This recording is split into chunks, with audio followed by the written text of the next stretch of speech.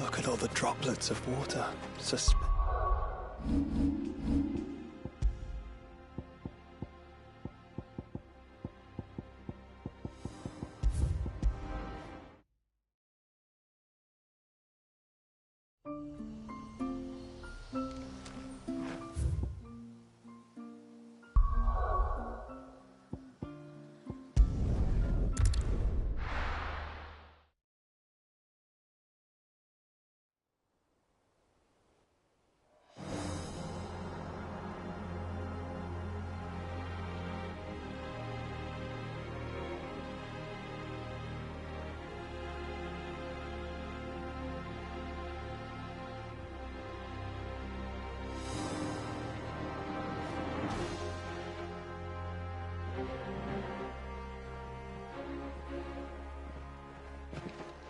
It's not much further now. The path seems well kept. Do you and the villagers often come this way? Only me. Once every new moon without fail. It is my duty both as village elder and Walius's descendant.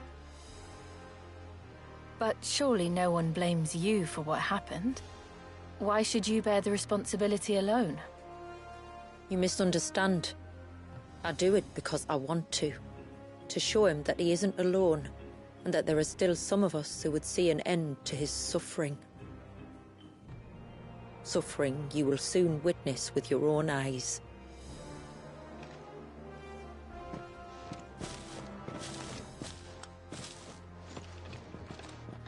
The forest grows quickly here. Left unattended, the path would be reclaimed in a matter of moons.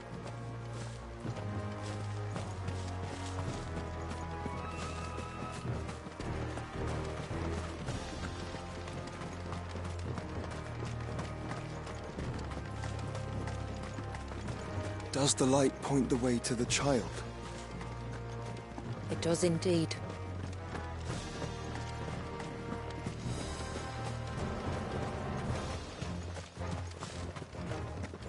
Look at all the droplets of water suspended in midair.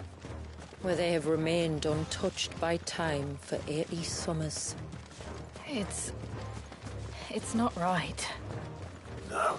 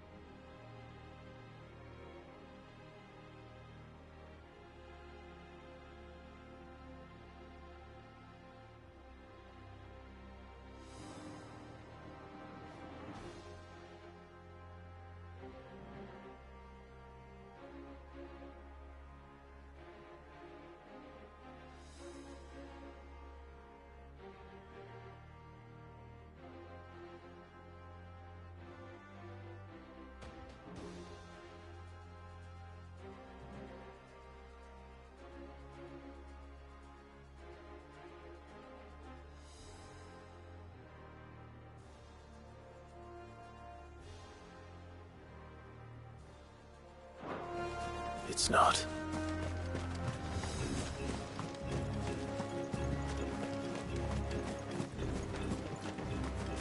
There. Up ahead.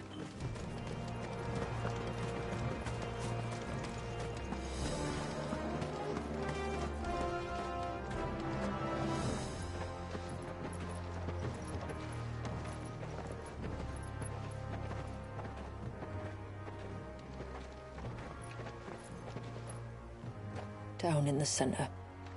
Follow me.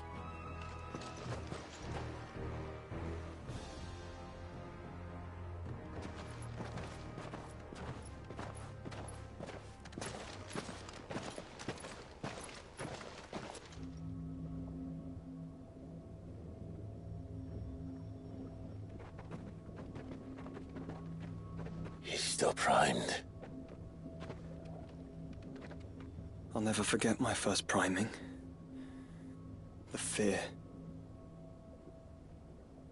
And I was old enough to understand what was happening. One can only imagine how this poor child felt. He is the victim of an unforgivable sin. Committed by people who saw him as nothing but a means to an end. He must be so frightened. Then I'll ease his burden. You don't mean... I'm not going to hurt him. Contrary to the tales, I don't go around killing dominants for no reason. What if I told you there was a way to remove Wallis's icon? I tell you, you were a madman. It's hard to believe, I know. But it can be done. Though, it isn't without its risks. Part of the icon remains no matter what. So, it might still come to violence. I don't know. It depends on the dominant. I've seen things end well, and I've seen things spiral out of control. But I do know one thing. If we turn our backs on this child, there will be no end to his suffering. And I think that a worse fate than the alternative. Don't you?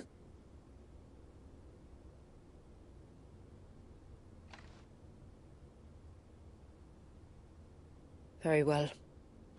Do what you must. And whatever happens, I will own the consequences.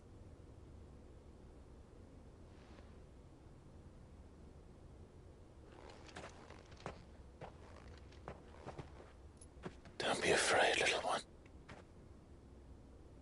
Let me bear the weight.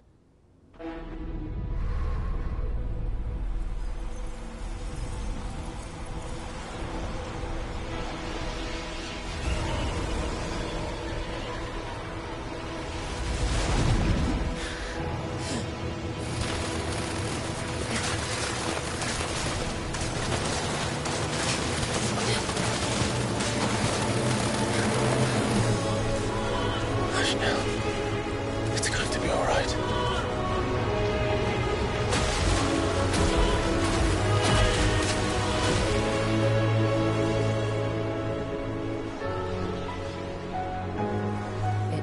Is it done?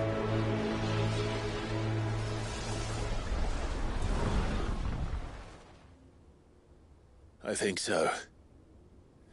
I can feel the icon inside me. But something's wrong.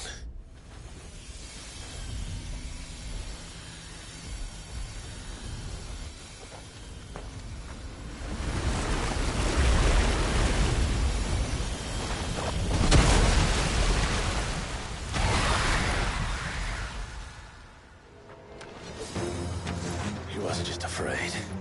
He was angry. All right. Let's see what you've given me.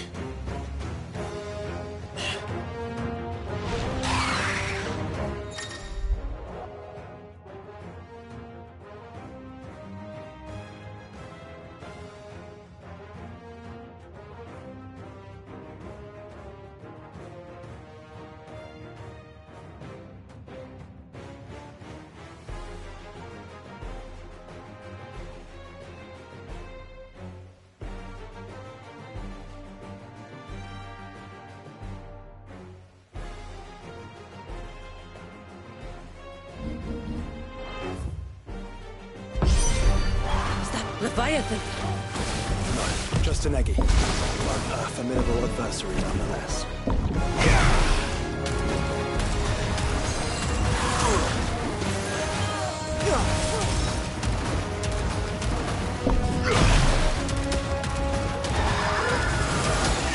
Hold up. As friends.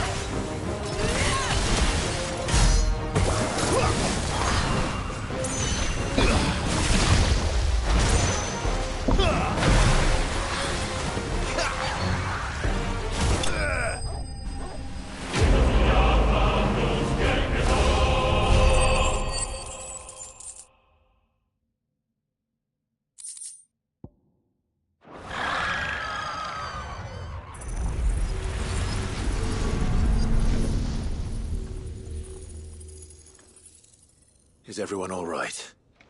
He seems calmer now. You said Walius was frozen in time. But he knew we were here. How? I don't know. He's never reacted to anything or anyone. Until now. The child has been bound for nigh on a century. If he has been conscious from the first, we must remove the seal at once. It's not that simple. I wish it were, but... there's more to this tale. It would be better if I explained back at the village. I see. Then let's return before it gets dark.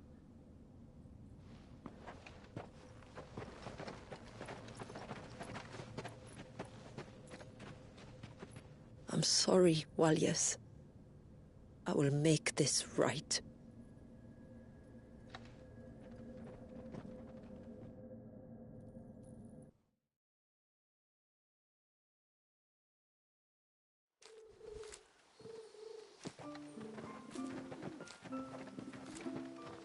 So, part of Leviathan is inside you now, is it? Does it hurt? No. Not anymore, anyway. Good. Because I still have need of your strength. If you want to know the rest, we should head to the Witten Hall. Of course.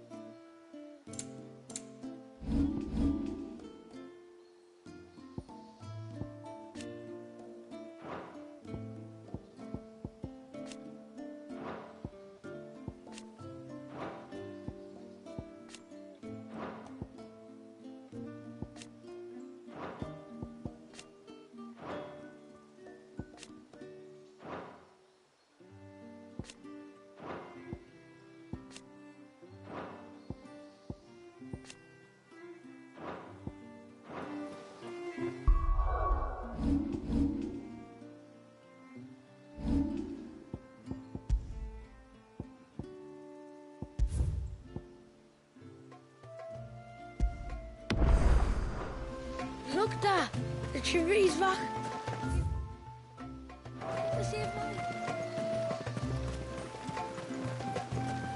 Bastard things.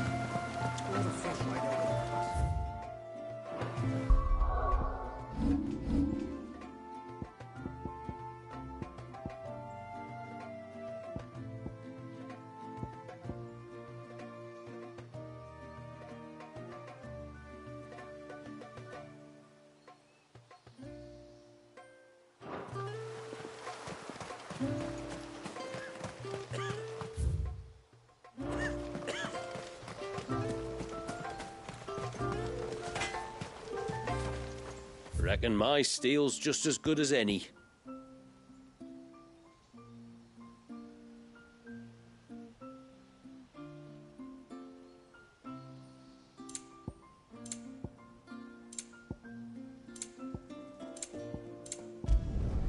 I'd like to see another smith do better.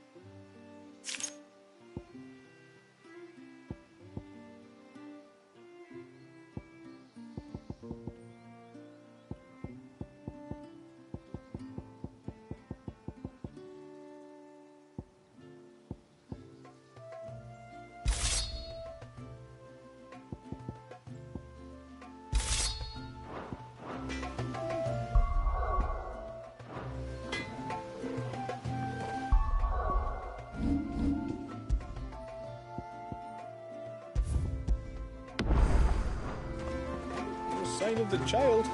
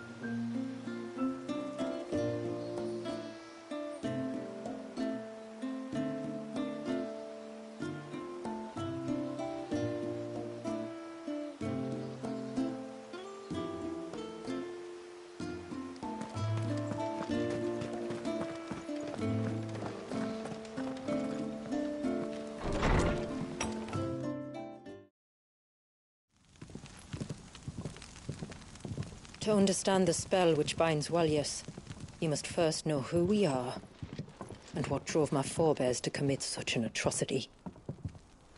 This tapestry Is our story, the one that brought us here.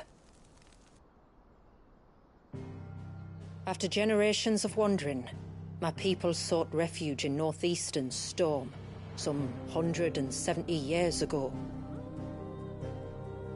But in exchange for our safety, the Gregorian Church demanded we renounce our faith and branded us heretics when we could not. To be exterminated, as a lesson to others. And so was it chronicled in the imperial histories, for anything less would have made the Church seem weak. Yet a handful survived. The few who did fled north and west, and in doing so discovered two things that would forever shape our fates. The first was an old legend, revealing how to make your very own Mother Crystal. I've heard that one before. Yes, yet it gave them new hope, however false. Our ancestors convinced themselves that they could recreate the divine if they could only find a strong enough heart. A living being capable of channeling torrents of ether. And the heavens provided. A dominant. Well, yes. They'd stumbled across a nostrum in an ancient ruin, which they believed could provoke a sudden outpouring of a creature's ether. They meant to enrage his icon. Leviathan would have destroyed everything, had our people not made their second important discovery. A means to stop time itself. Where did they find that? The Northerners had no such magics, or they would have used them. When our ancestors first arrived, the land was uninhabited, save for an old witch who lived on the highest peak. Her body had been consumed by the curse, a cruel payment for her long years of service to the Northern Thanes. So desperate were they to prevent the fall of Drake's Eye, they'd forced her to devise a spell to stop time. But Drake's Eye did fall. It did. When she finally perfected the necessary magics, it was already too late. As punishment for her failure, the Thanes exiled her to this forsaken place to live out the few days she had left. Knowing her suffering, our ancestors cared for her as best they could, and in return, she gifted them her spell. That even though she should die, her legacy might live on.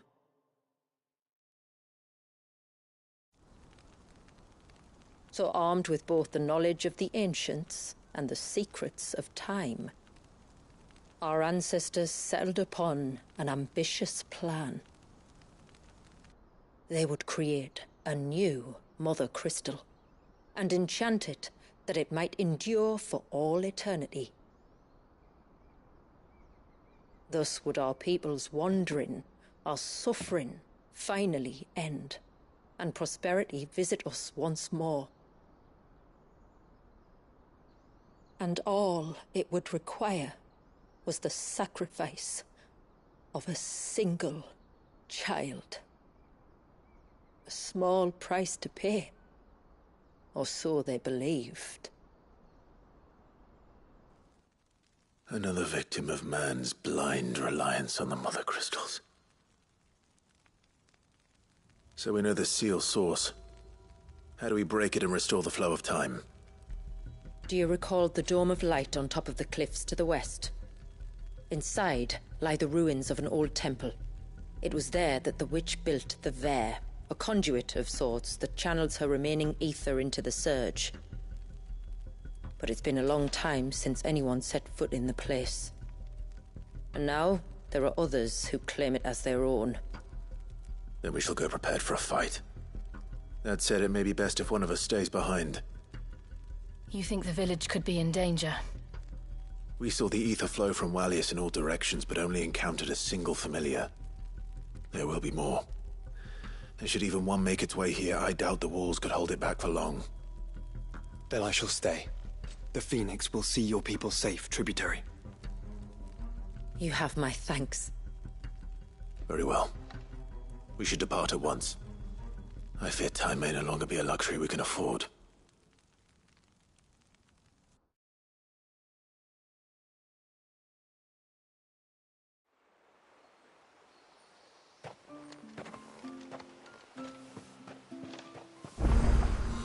The Vare is not easy to find. We must first head north, and then west, deeper into the forest.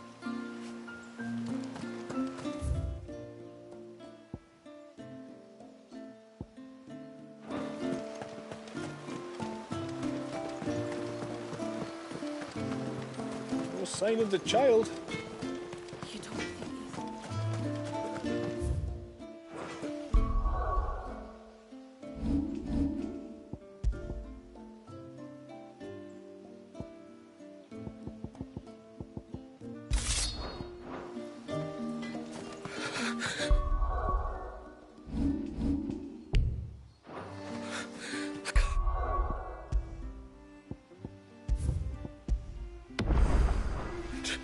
I can't go on. Just try to breathe. That's it. Is everything all right? Ah, you're the outsider. I'm Fannet, healer by trade. And this is Talor, one of my patients. He took ill not long after you arrived. Nothing too serious, I hope.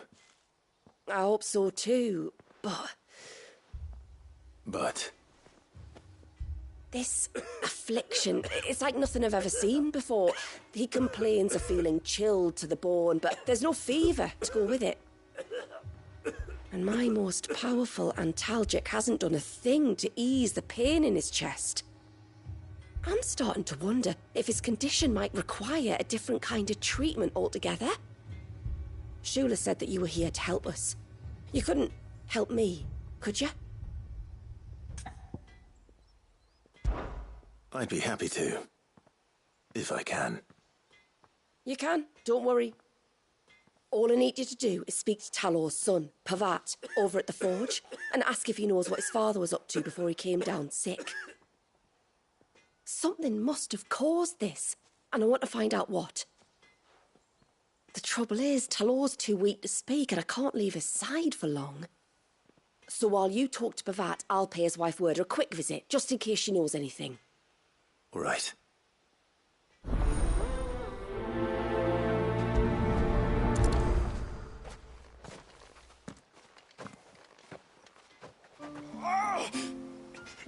Leave me be. Let me go. Let me go.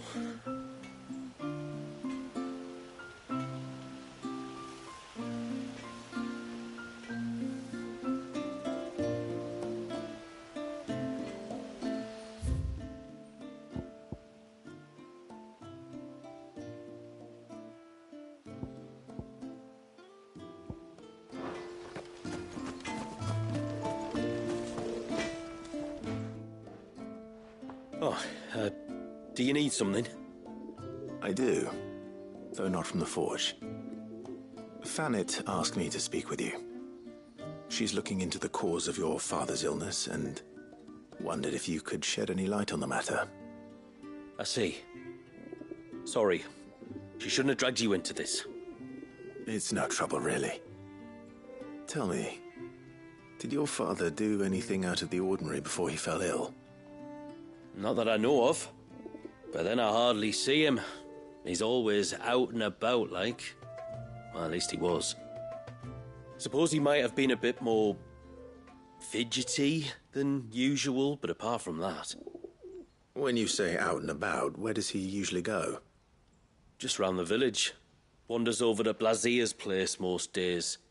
He's a fisher who lives on the other side of the fount. They're old friends. Maybe he knows something I don't. Maybe. I'll go and speak with him.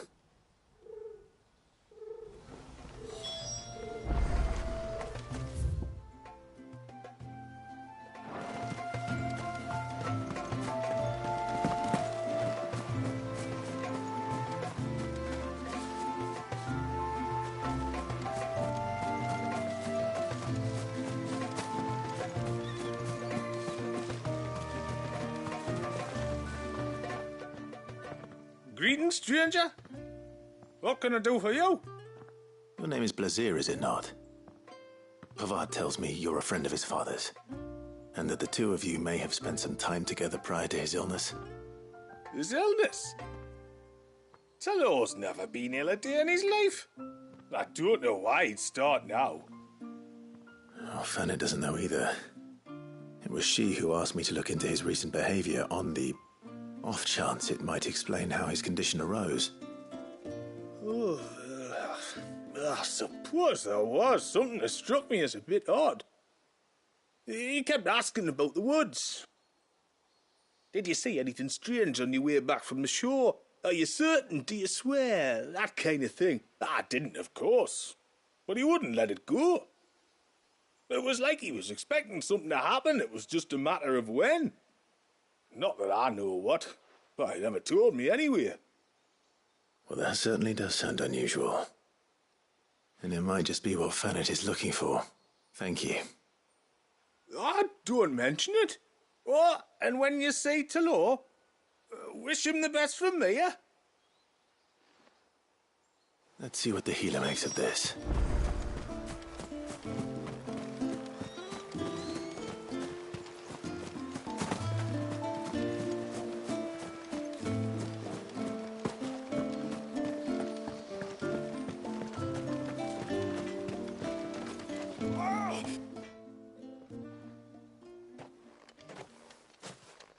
I spoke with Werder, but she couldn't tell me anything. Did you have any better luck? Nothing conclusive. But there was one thing. Blazir, the fisherman, told me that Talor had taken a sudden interest in the forest of late.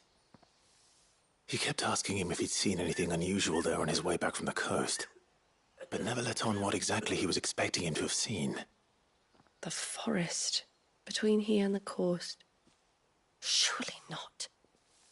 But then... I can't say for sure. But I think Talor's illness might have some connection to the Tomberries. You may have encountered them during your time here. The small, scaly beastmen. And you think they may have caused Talor's illness? I do. At least in a way. And if I'm right, it's no wonder the treatments I've been trying didn't work.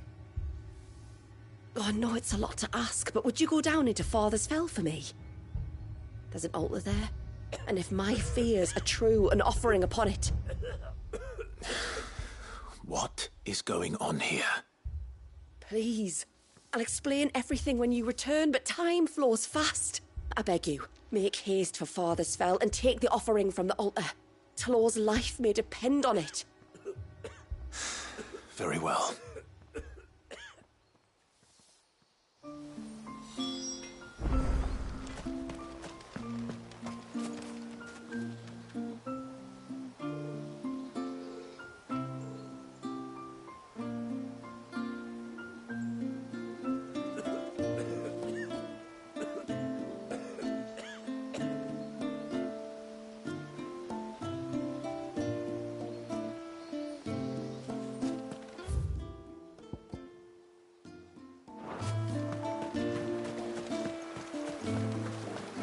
Bastard things.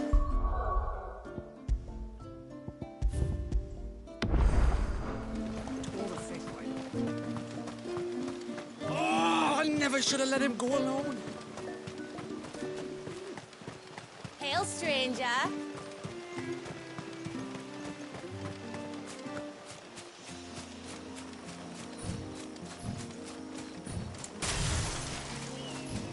Before we turned east at the shipwrecks to reach the coast. Now we must head in the opposite direction. Left it is then.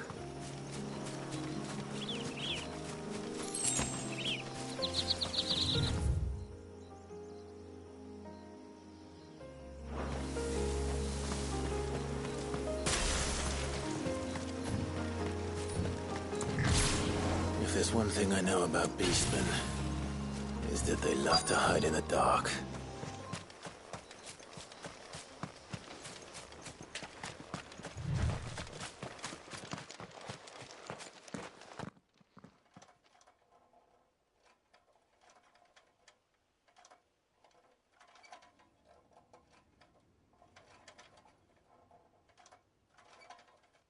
What are they up to? Some sort of ritual.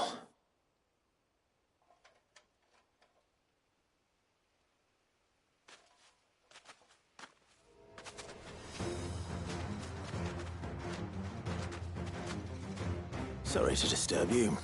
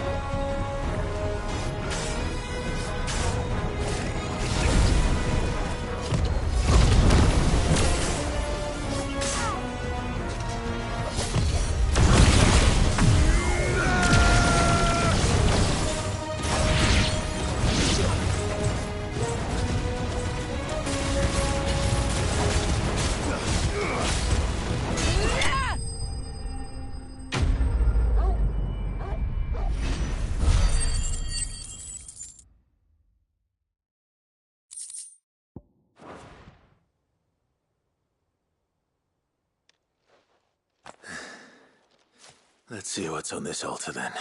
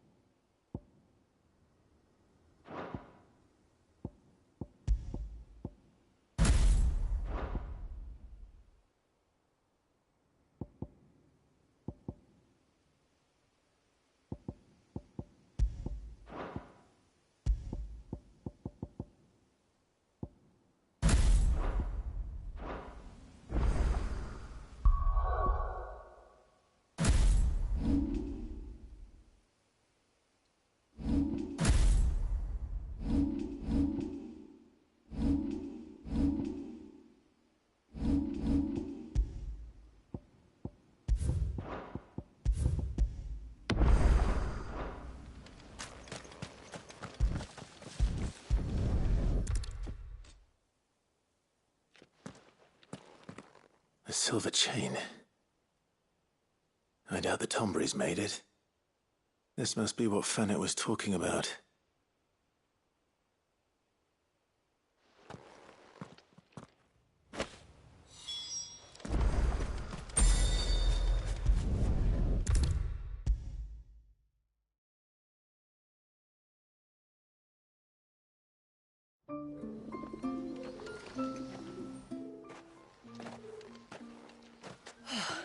You're back. Well, did you find anything?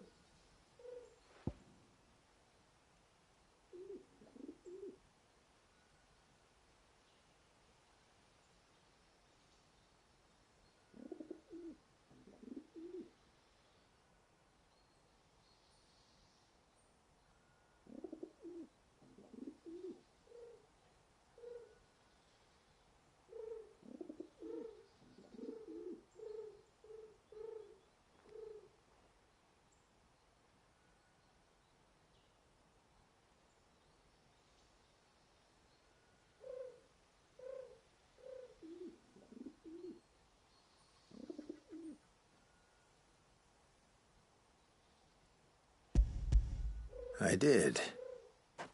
This silver chain. I knew it. Well, I'm still none the wiser. Forgive me. This chain. It's a Gregorian Maternoster.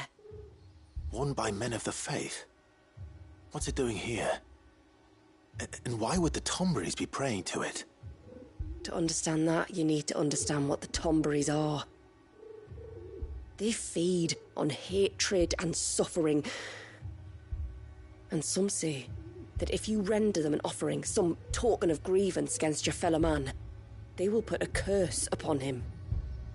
So you think someone's put a Tomberry curse on Talor? I can't say for sure. Truth be told, I always assumed it was an old wives' tale. But given his fear of the forest and the presence of the chain on the altar, I don't know what else to think. Does Talor have any enemies in the village? Anyone who would nurse such a grudge? No, I believe the one who left the chain at the altar was Talor himself. I beg your pardon? But there's more to the tale, you see.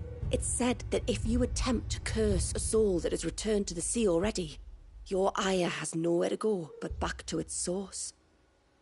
You're saying he cursed himself? In trying to curse another, aye.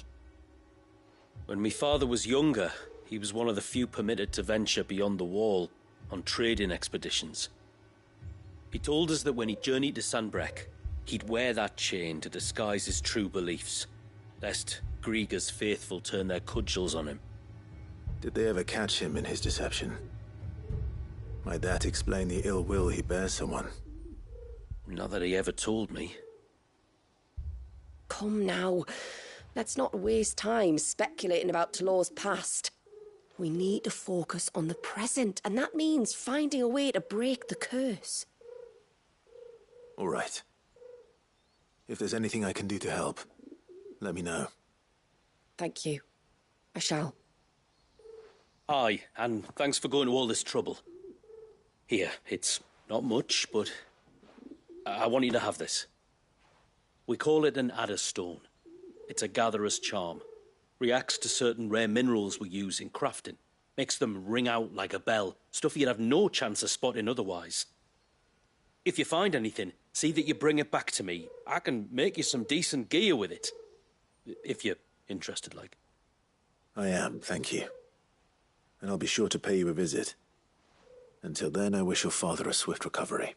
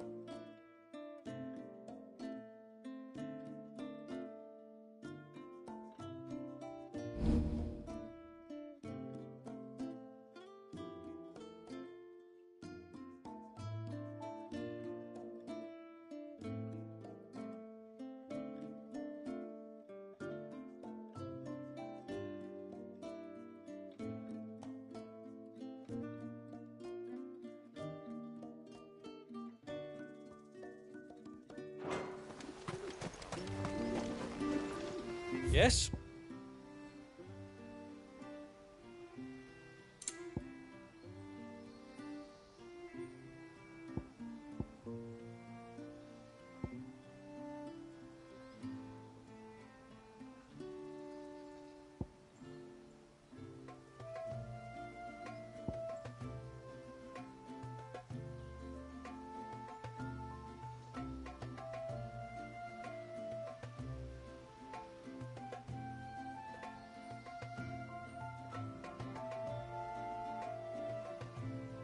A good tide to you.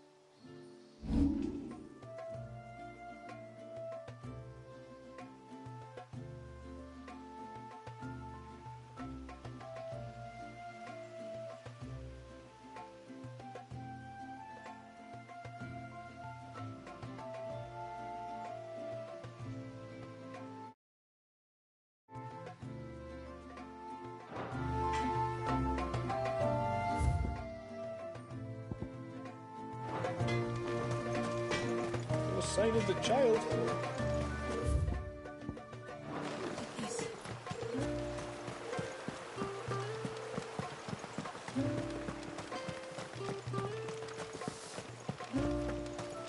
I suspect two dominants can handle whatever it is that awaits you atop that peak. And if not, there's always Lady Shula's battle axe. Yes, my lord. Long, long ago. And so we wandered. But never did we settle in any one place. Their cullings came close to staying our river's course.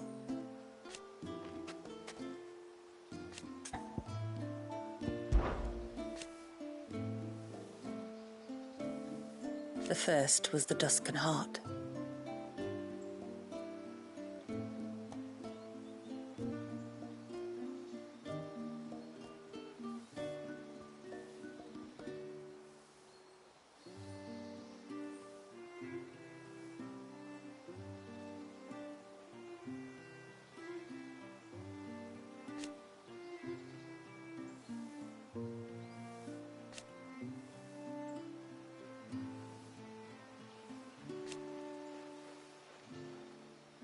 The second was the means to stop time. And for her failure, they exiled her here. The rest, you know. Not that it could ever have succeeded.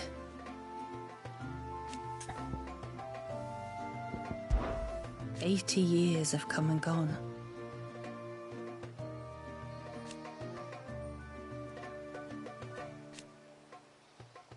The plan was simple.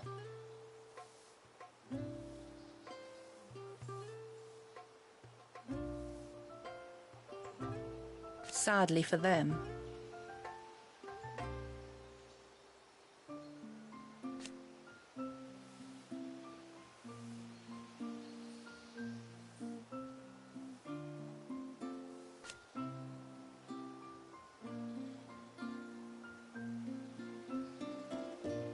and yet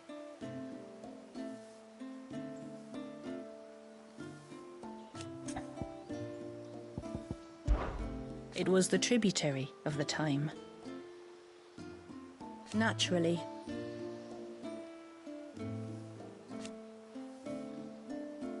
And they pardoned him.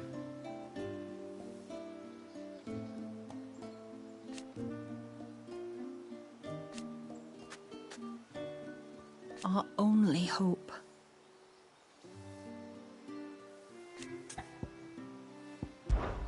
I bid you good tide.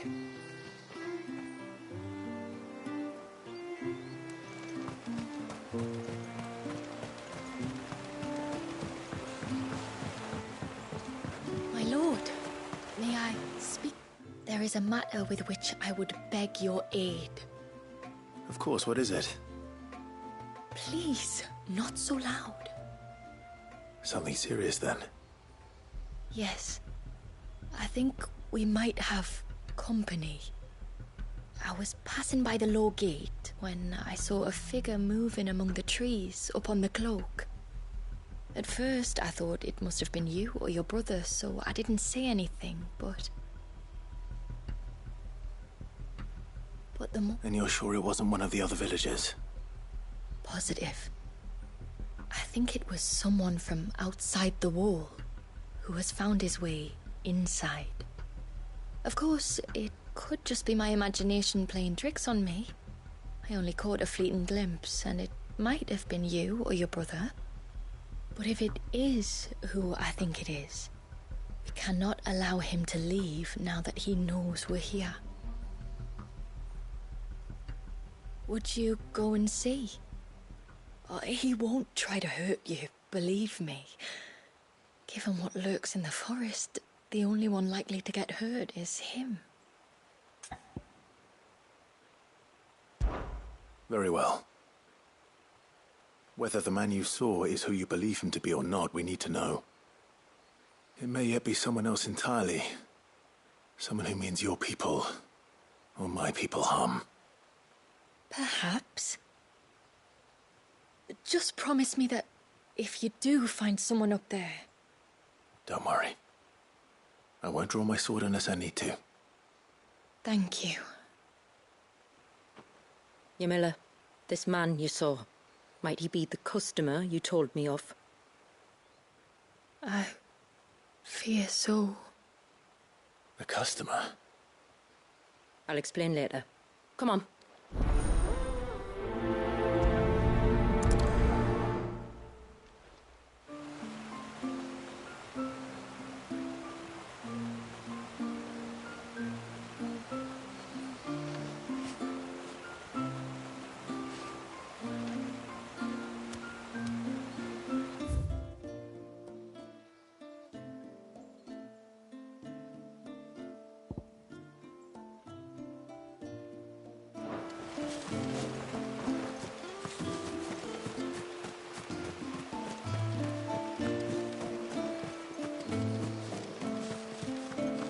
If we pick too many of the flowers, there won't be enough.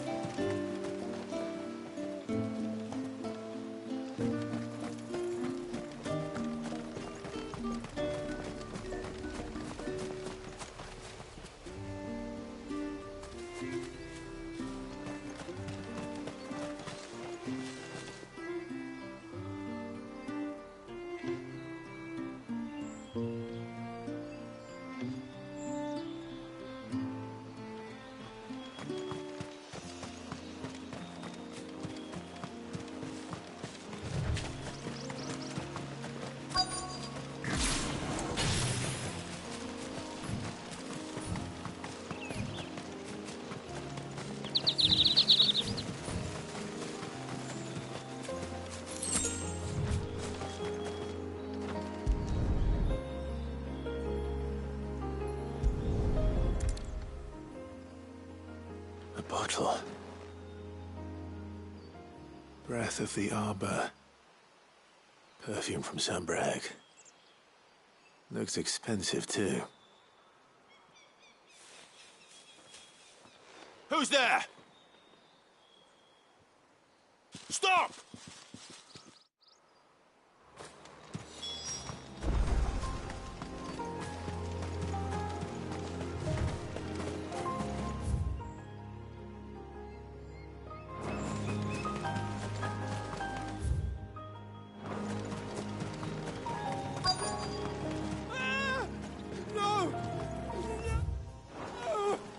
Hang on!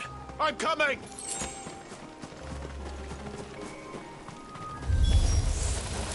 Don't eat me! I'll give you gut rot, I swear!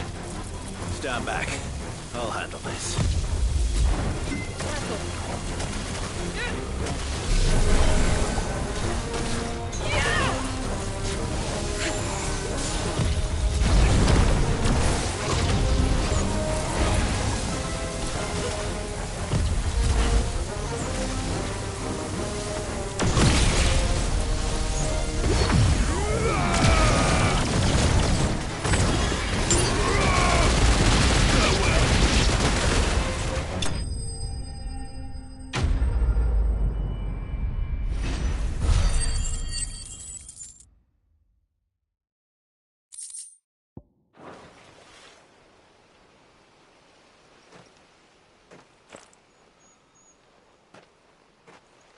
Are you all right? I'm more than all right. I'm saved! Oh, I could kiss you! Maybe you should introduce yourself first. Hervey! I knew it was you. What are you doing here? I came to see you. Oh, my little canary, it's been so long. Thank you for saving him and sparing him. Who is he? Hervey, one of many clients from my employment beyond the wall. One of many clients? We spoke every night of our plans together. Whispered songs of love into each other's ears. And then you upped and vanished without so much as a word. I left you a note, didn't I? I told you I was sorry, but that we could never be together. That I could never abandon my family. And I told you not to look for me. How did you even find this place, anyway? The flame of your love was as a beacon in the night that guided me to you. Hervé.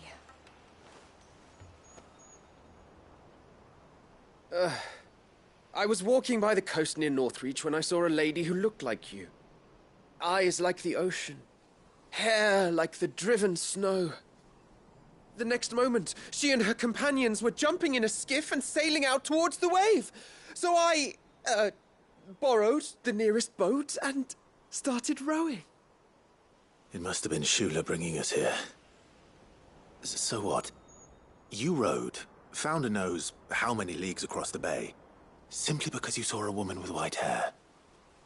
And as I did, the skies changed from a dull and hopeless grey to a bright and benevolent blue. That was when I knew for certain that my little canary was close. Oh, why did you come? You should have forgotten me, as I tried to forget you. I cannot leave my people, Hervé. And now that you know about this place, neither can you. We must return to Haven and accept my family's judgment. I'm to meet your family. Oh, my little canary.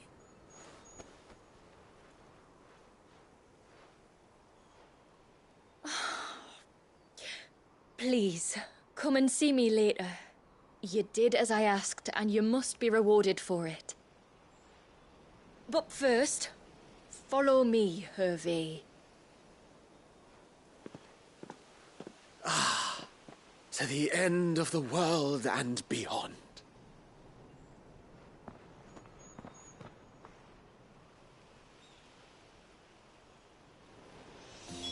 You should never have found this place. How could I be so careless?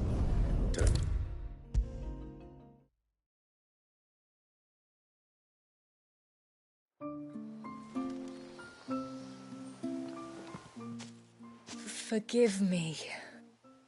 There's nothing to forgive. You two met at the Vale, I take it. When I worked there, yes. To earn the coin that my people need to survive.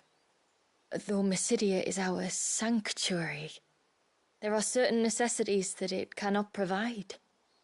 And for that reason, some of us seek employment beyond the wall. Yet few are the opportunities for followers of a strange faith in a strange land. And so you supported your family as best you could? I did. And I have never regretted it for a moment. I found a second family in the Vale. And in the Dame, a second mother. I also found Hervé. But our love could never be. I knew that if I revealed my secret to him, I would be putting my people in danger. But that if I did not, I would be living a lie, unable to return home. What will happen to him now? Since our people settled in Mysidia, uninvited visitors have been few and far between, but not unknown.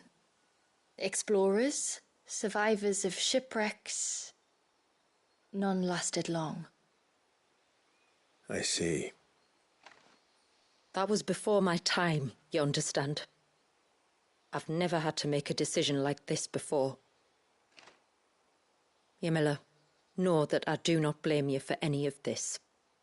It was me who decided to make the trip to shore. Me who exposed our secret. This was my mistake, and I shall bear the responsibility. Thank you, tributary. I only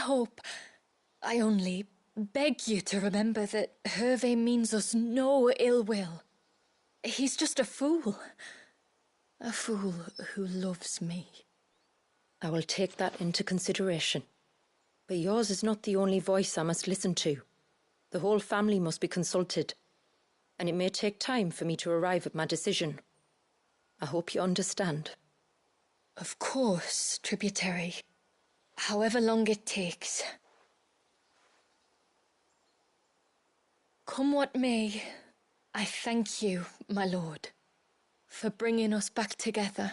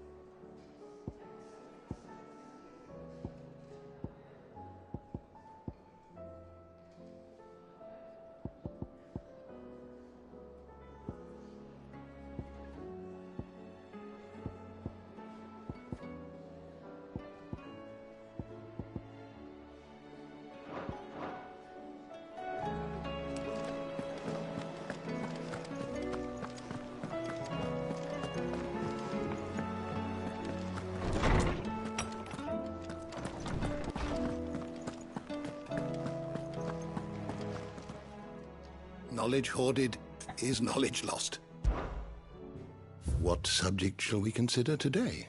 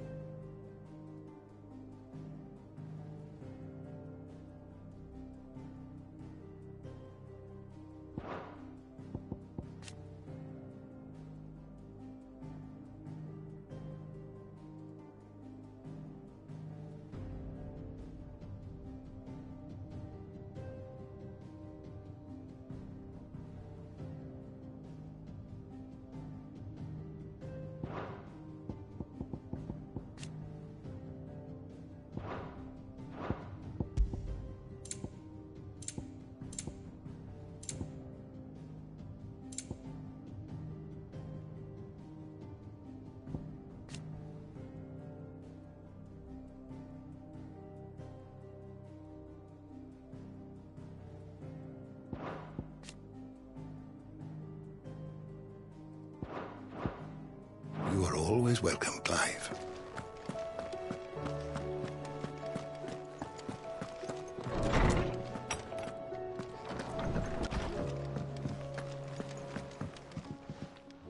What can I do for my favorite nephew?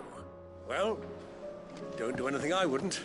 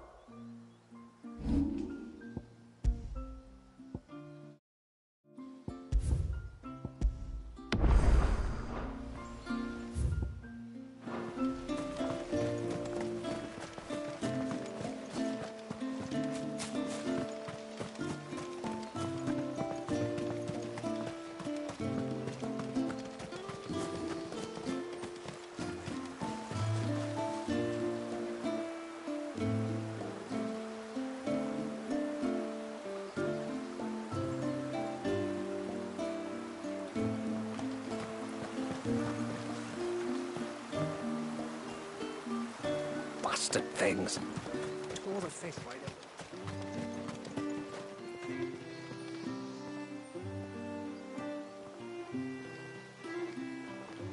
Oh, I never should have let him go alone.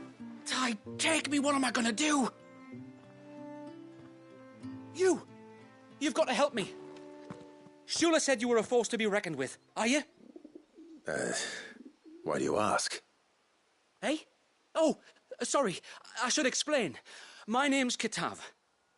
I'm worried about a friend of mine. He went into the forest and he hasn't come back.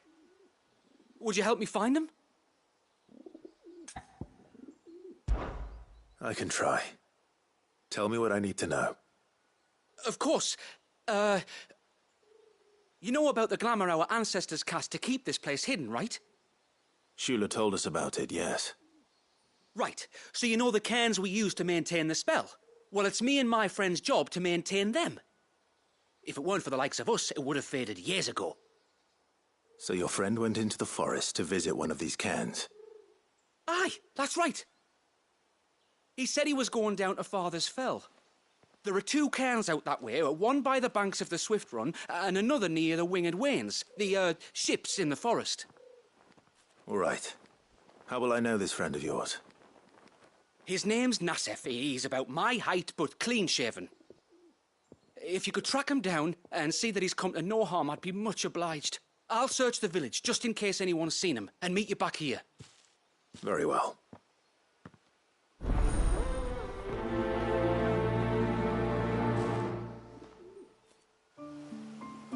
One cairn by the ships.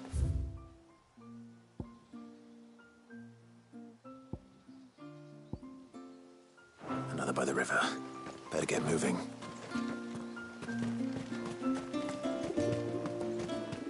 Hail, stranger. And once everyone left me in peace.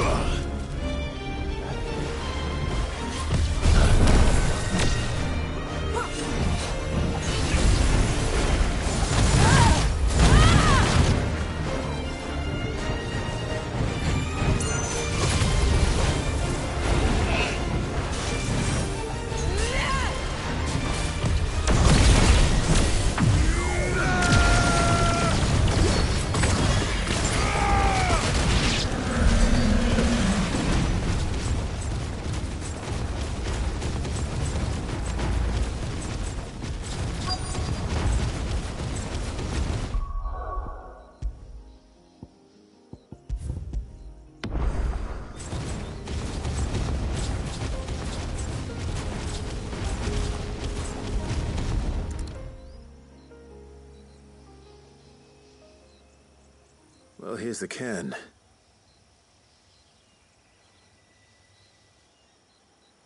But no sign of Nasef. To the riverbank, then.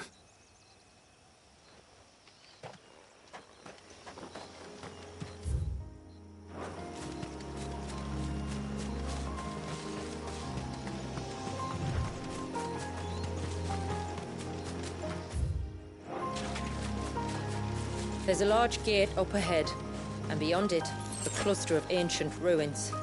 The temple, or the Heir of Hours as my people call it, can only be reached by passing through them.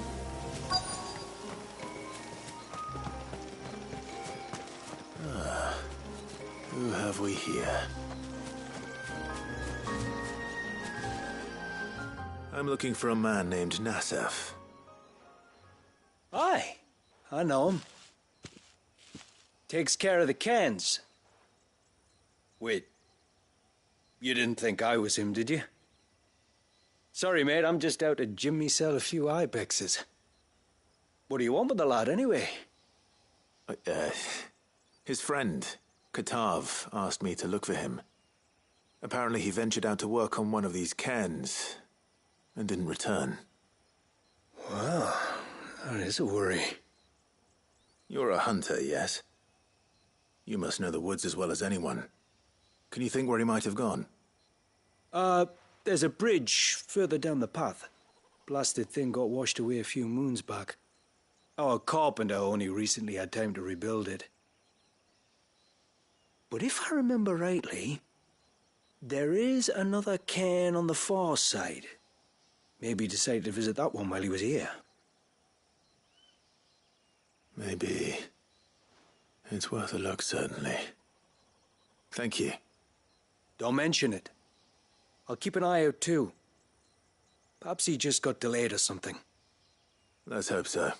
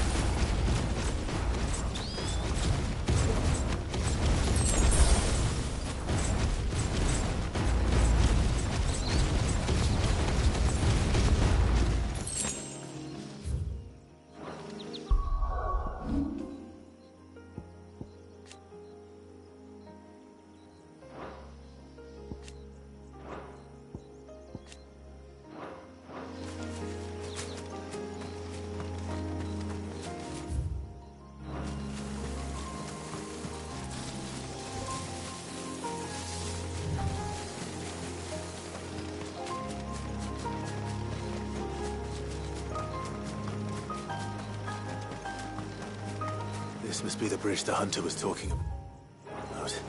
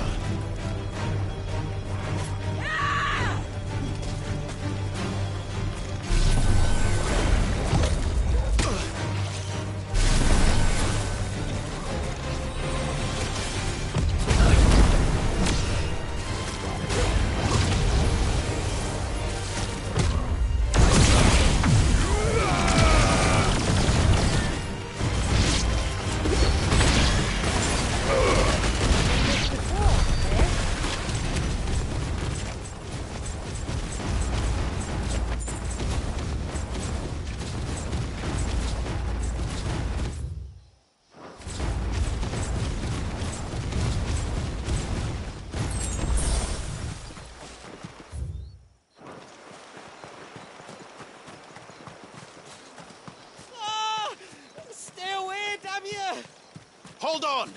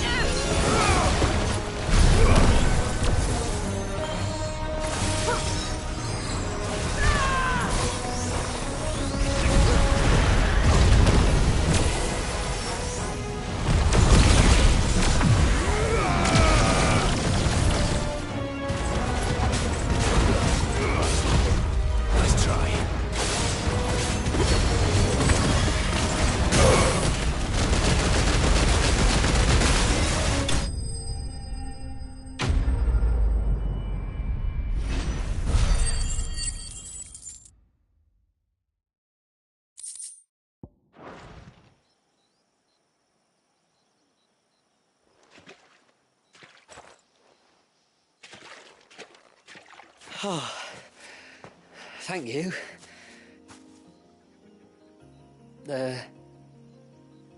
I'm the tributary's guest. And you must be Nassef. I am? But how do you know that? Your friend Katav asked me to look for you when you didn't return. Ah, I'm sorry. I was so focused on attuning the cairn, I didn't see those creatures coming till it was too late. How exactly do they work? Oh, there are crystals inside. They're what keeps the glamour going. Should the ether cease to flow through too many of them, our shroud would quickly unravel. It's my job to make sure that doesn't happen. And an important job it is. But you'll struggle to do it if you're dead. You need to take more care. Yeah, no arguments there.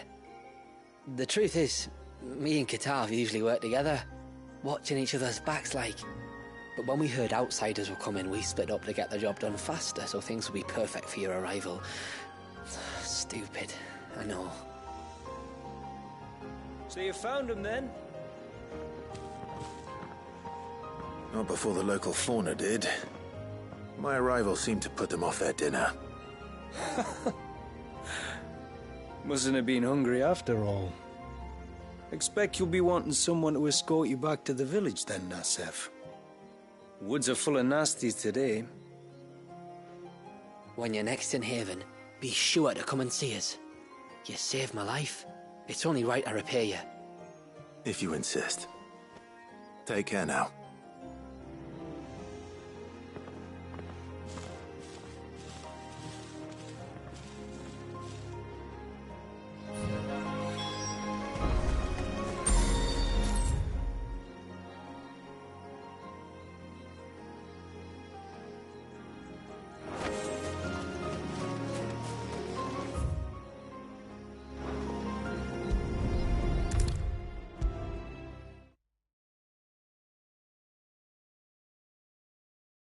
I thought I'd lost you. But you saw to it that I was found.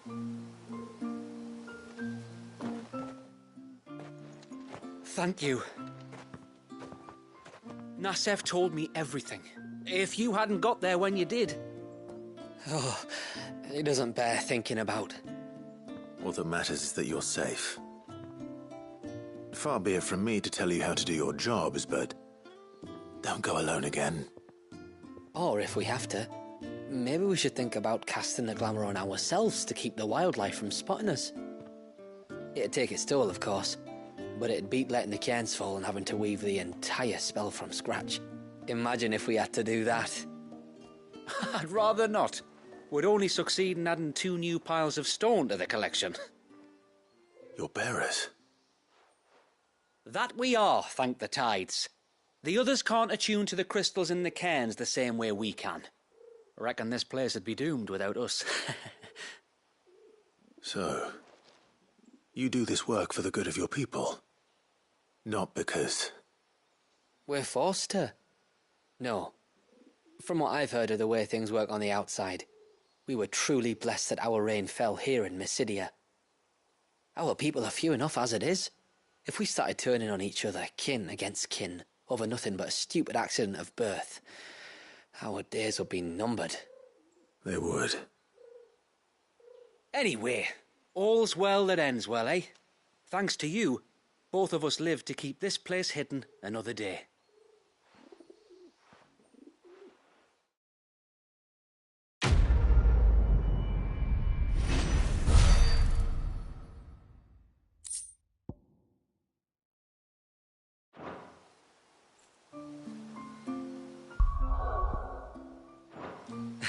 Lovely weather, isn't it?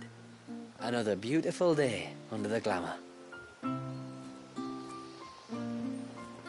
The few crystals we can get hold of, we add to the cairns to keep the glamour from fading. And any left over we give to Pavard for his forge. Not that it stops him mourning.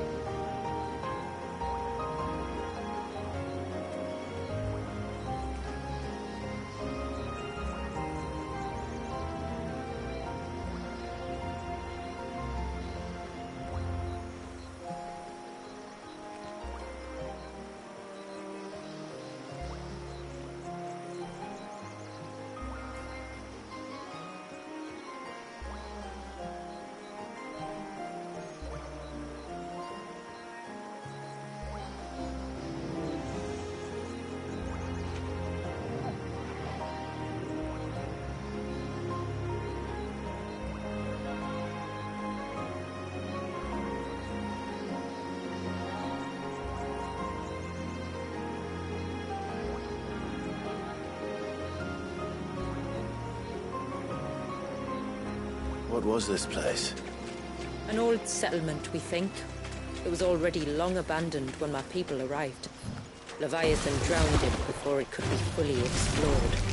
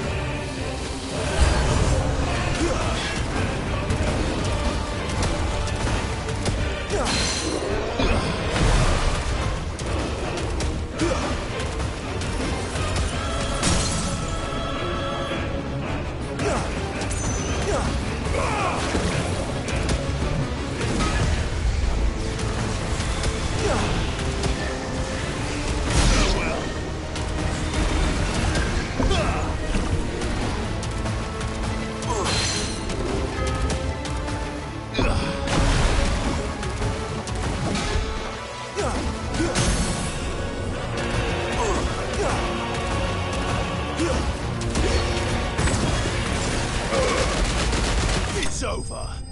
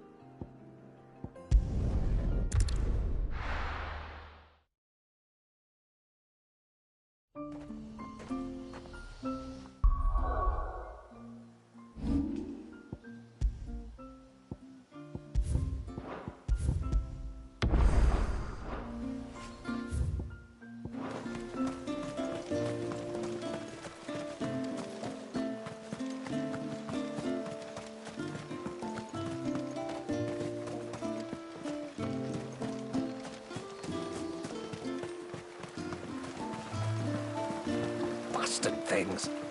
Tore the fish by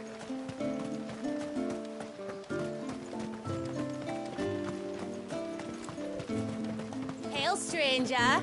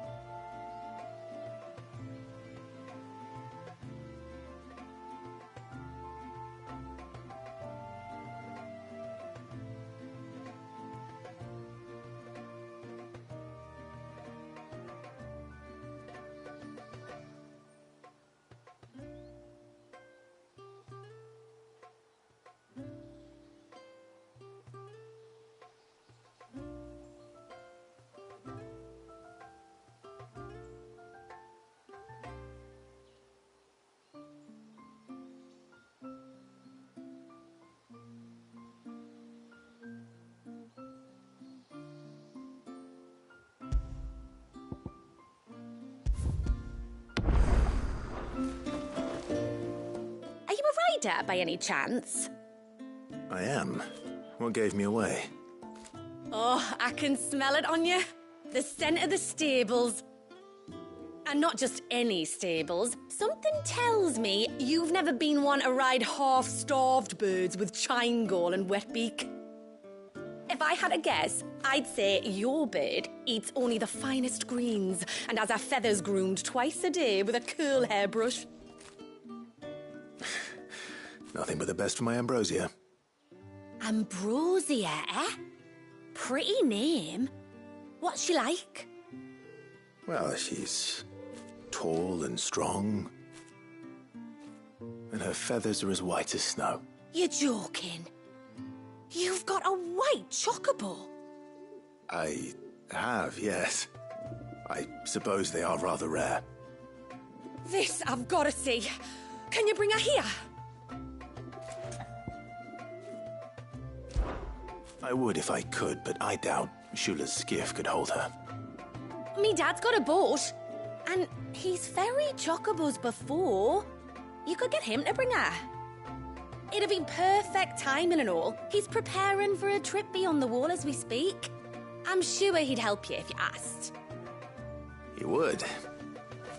Well, I don't suppose it would hurt to have Ambrosia around. All right then.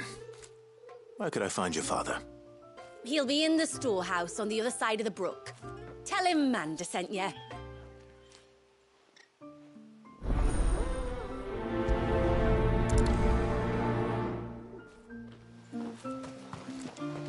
Me dad'll be in the storehouse across the brook checking our stocks. He'll help.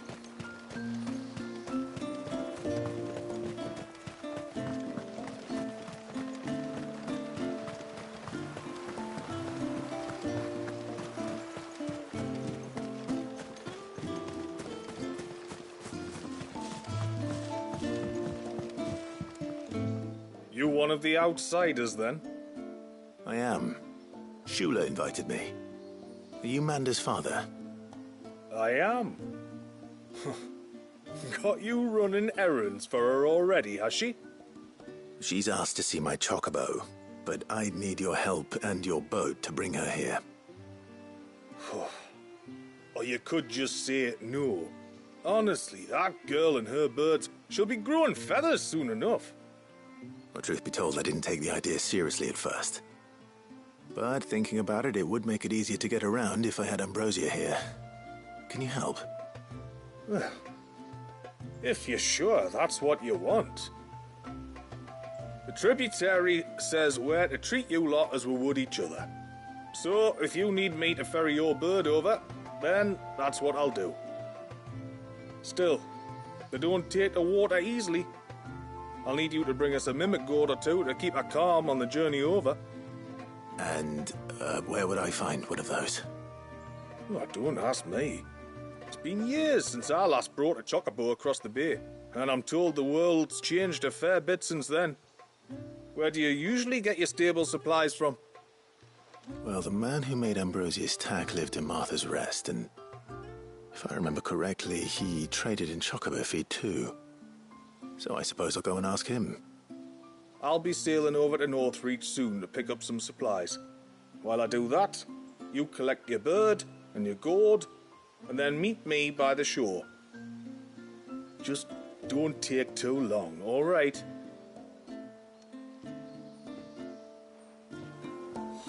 It's a mimic gourd you need, or your bird will panic as soon as the first wave hits.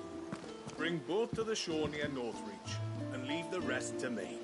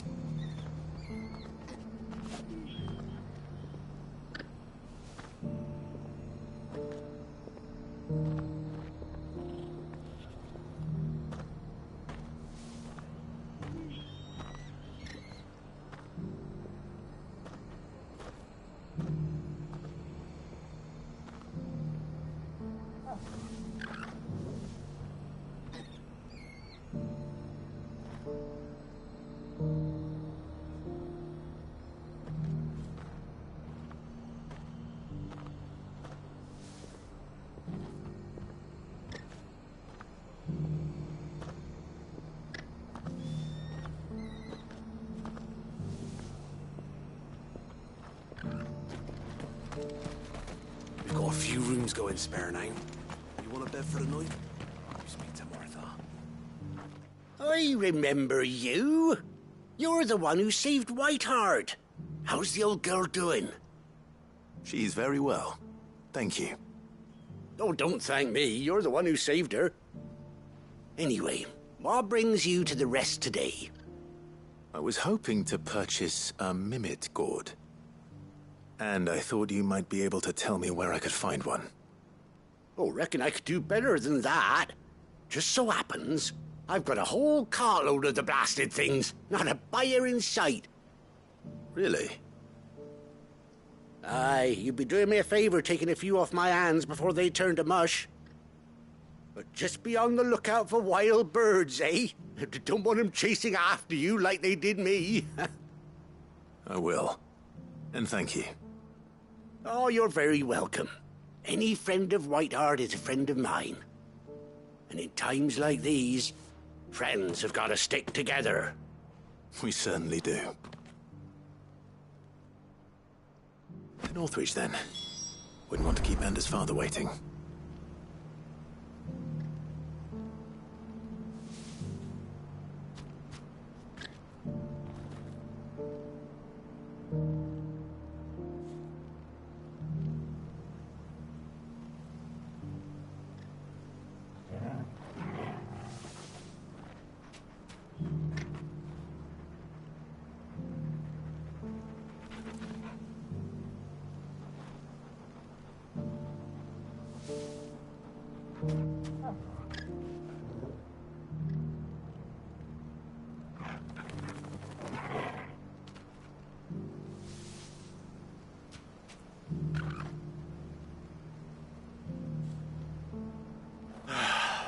founder only knows what I'm going to do with all these cords.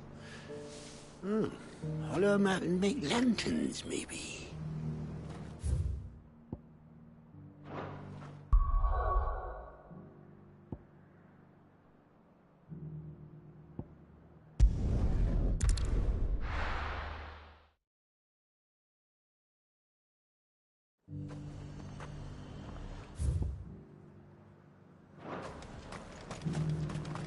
And how might I help the garrison today?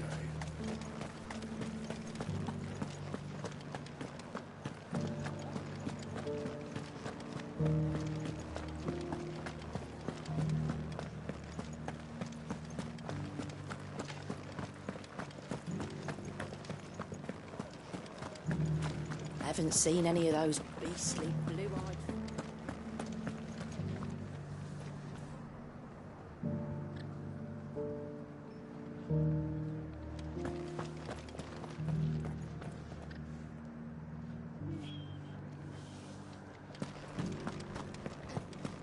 Do be careful.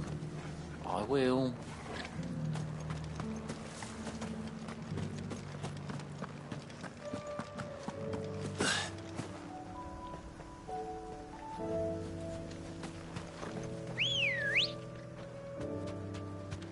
Come on. Fly, Ambrosia.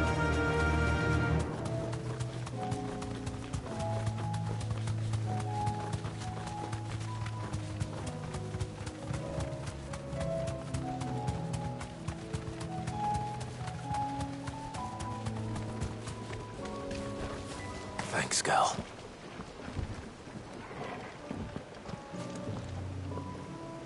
Ah, there you are.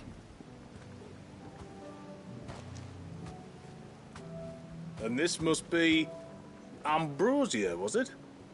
Oh, she's a real beauty, isn't she? I have the mimic or two. Here.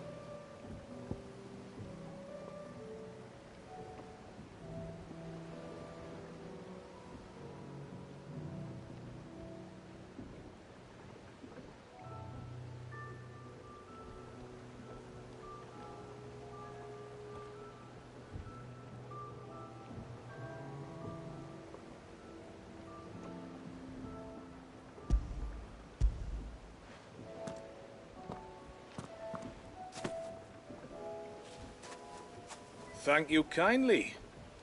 Soon as she's gobbled this up, we'll set sail. We're going to take a little trip across the bay now, Ambrosia. Don't worry. You'll be all right.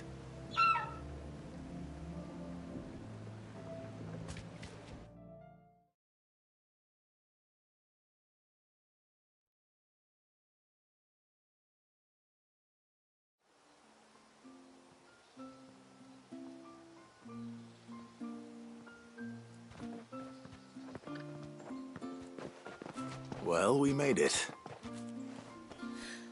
You did and all? She is as white as snow.